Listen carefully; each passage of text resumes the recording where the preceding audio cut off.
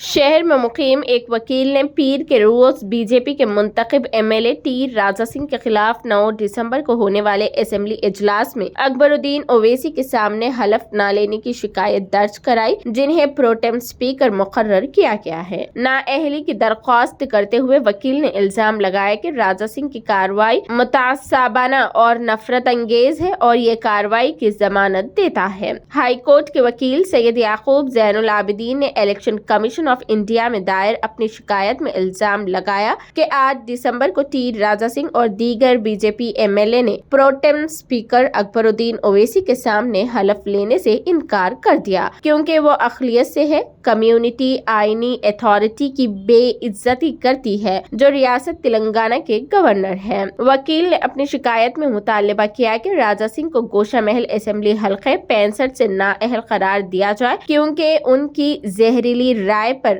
وقتی اسپیکر اکبر الدین اویسی کی تقرری پر موجود ہے۔ وکیل نے آئینی حکام سے ٹی راجہ سنگھ کے خلاف فوجداری کارروائی شروع کرنے کی درخواست کی جو گوشہ محل اسمبلی حلقے 65 حیدرآباد تلنگانہ ریاست سے MLA کے طور پر منتخب ہوئے ہیں۔ وکیل نے اکبر الدین اویسی سے یہ مطالبہ بھی کیا کہ وہ ٹی راجہ سنگھ کی جانب سے آئینی اتھارٹی کے مقام کو نیچے رکھ کر کیے گئے نفرت انگیز بیانات کا نوٹس لے۔